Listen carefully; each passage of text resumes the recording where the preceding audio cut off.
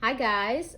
So I hope you guys are all doing well at home and not going completely crazy. So I know we did not get to finish our Walk to Moons book, and I know we only have 3 chapters left to go. So today I'm going to read chapter 30, and you guys can listen, and then I'm going to give you a discussion question at the end, and you guys can post your ideas or your responses to the question on Google Classroom. And then I will post 31, 32, and 33 at a later time, just so we get to finish the book. So today I'm only reading chapter 30. "Gall dang," Gramps said. "What a lot of birds of sadness wing-dinging their way around Peebee's family." Gramps said, "You liked Peebee, didn't you, Salamanca?" "I did like Phoebe. In spite of all her wild tales and her cholesterol madness and her annoying comments, there was something about Phoebe that was like a magnet. I was drawn to her. I was pretty sure that underneath all that odd behavior was someone who was frightened. And in a strange way, she was like another version of me, and she acted out the way I felt sometimes. I do not think that Phoebe actually planned to break into Mrs. Cadaver's house, but as Phoebe was going to bed, she saw Mrs. Cadaver in her nurse's uniform get into her car and leave. Phoebe waited until her father was asleep. Then she phoned me. "You gotta come over," she said. "It's urgent." "But Phoebe, it's late. It's dark." "It's urgent, Sal." Phoebe was waiting in front of Mrs. Cadaver's house. There were no lights on at Mrs. Cadaver's. Phoebe said, "Come on," and she started up the walk. I admit I was reluctant. "I just want to take a quick look," she said, and she crept up onto the porch and stood by the door. She listened, tapped twice, and turned the doorknob. The door was unlocked. I don't think Phoebe intended to go inside, but she did, and I followed.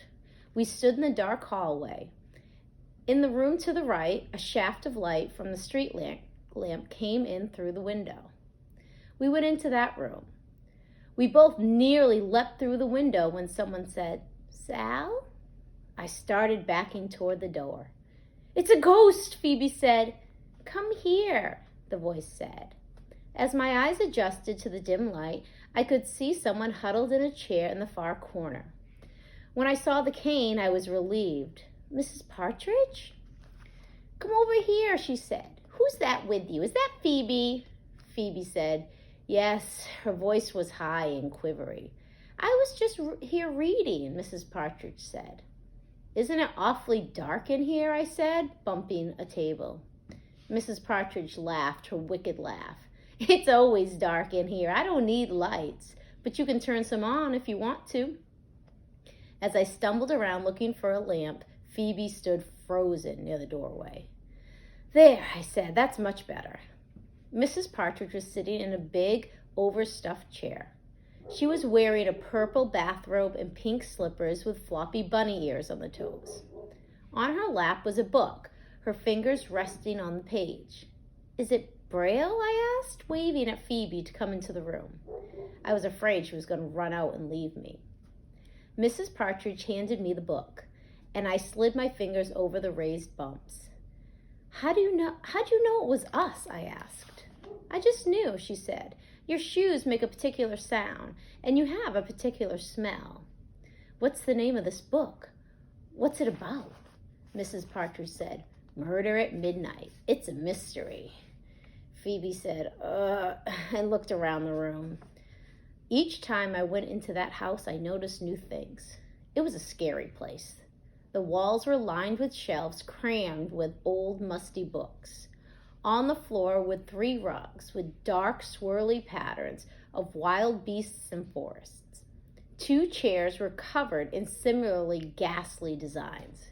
A sofa was draped in a bearskin. On the wall behind the couch were 2 thumpingly grim African masks. The mouths on the masks were wide open, as if in the midst of a scream.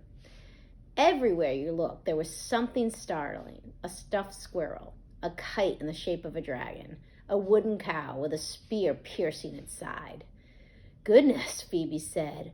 "What a lot of unusual things." She knelt to examine a spot on the floor. "What's the matter?" Mrs. Partridge said. Phoebe jumped up. Nothing whatsoever." "Did I drop something on the floor?" Mrs. Partridge asked.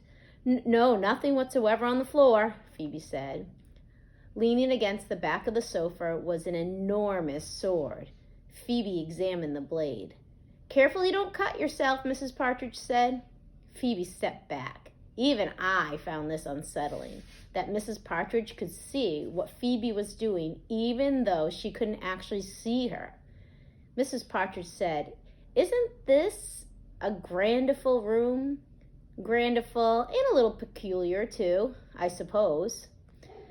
"Phoebe and I have to be going." We backed toward the door. "By the way," Mrs. Partridge said as we reached the doorway, "what was it you wanted?" Phoebe looked at me and I looked at Phoebe. We were just passing by," I said, "and we thought we would see how you were doing." "Oh, that's nice," Mrs. Partridge said, patting her knees. "Oh, Phoebe, I think I met your brother." Phoebe said, "I don't have a brother." "Oh," Mrs. Partridge tapped her head. "I guess this old noggin isn't as sharp as it used to be." As we left, she said, "Goodness, you girls stay up late." Outside, Phoebe said, "I'll make a list of items which the police will want to investigate further. The sword, the suspicious spot on the floor, and several hair strands which I picked up." "Phoebe, you know, when you said that your mother would never leave without an explanation, well, she might. A mother might do that." Phoebe said, "My mother wouldn't. My mother loves me." "But she might love you and still not have been able to explain." I was thinking about the letter my mother left me. Maybe it was too painful for her to explain. Maybe it was too permanent. "I don't know what in the world you are talking about." "She might not come back, Phoebe." "Shut up, Sal." "She might not. I just think you should be prepared. She is too coming back. You don't know what you're talking about. You're being horrid." Phoebe ran into the house. When I got home and had crept up to my room, I remembered how Phoebe had shown me some things in her room that reminded her of her mother. A handmade birthday card, a photograph of Phoebe and her mother, and a bar of lavender soap. When Phoebe pulled a blouse out of the closet, she said she could see her mother standing at the ironing board, smoothing the blouse with her hand. The opposite wall, Phoebe's bed, was painted violet. She said my mother painted it last summer while I painted the trim at the bottom. And I knew exactly what Phoebe was doing and exactly why. I had done the same things when my mother left. My father was right. My mother did haunt our house in Bybanks, in the fields, in the barn. She was everywhere. You couldn't look at a single thing without being reminded of her. When we moved to Euclid, one of the first things I did was to unpack gifts my mother had given me. On the wall, I tacked the poster of a red hen which my mother had given me for my 5th birthday, and the drawing of the barn she had given me for my last birthday. On my desk were pictures of her and cards from her.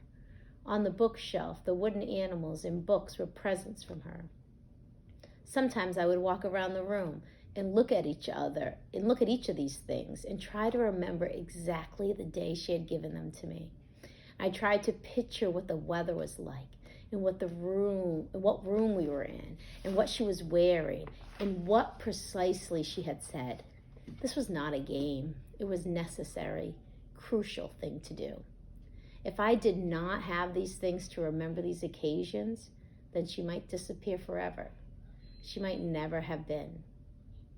In my bureau were 3 things of hers that I had taken from her closet after she left: a red fringed shawl, a blue sweater, and a yellow flower cotton dress that was always my favorite. These things had her smell on them.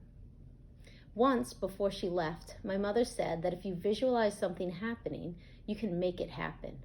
For example, if you're about to run a race, you visualize yourself running the race and crossing the finish line first, and presto, when the time comes, it really happens. The only thing I didn't understand is what if everyone visualized himself winning the race? Still, when she left, this is what I did. I visualized her reaching for the phone. Then I visualized her dialing the phone. I visualized our number clicking through the wires. I visualized the phone ringing. It did not ring. I visualized her riding the bus back to Bybanks. I visualized her walking up the driveway. I visualized her opening the door. It did not happen. While I was thinking about all this that night after Phoebe and I crept into Mrs. Cadaver's house, I also thought about Ben. I had the sudden urge to run over to the Finneys and ask him where his own mother was. But it was too late. The Finneys would be asleep. Instead, I lay there thinking of the poem about the traveler, and I could see the tide rising and falling and those horrid white hands snatching the traveler. How could it be normal that the traveler dying?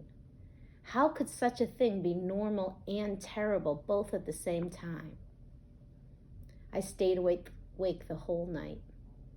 I knew that if I closed my eyes, I would see the tide and the white hands. I thought about Mr. Winterbottom crying. It was the saddest thing. It was sadder than seeing my own father cry, because my father is the sort of person you expect might cry if he was terribly upset. But I had never, ever expected Mr. Winterbottom, stiff Mr. Winterbottom, to cry. It was the first time I realized that he actually cared about Mrs. Winterbottom. As soon as it was daylight, I phoned Phoebe. Phoebe, we've got to find her. That's what I've been telling you, she said. All right, so that's the end of chapter 30. So here's my discussion question. I'll also put it on Google Classroom.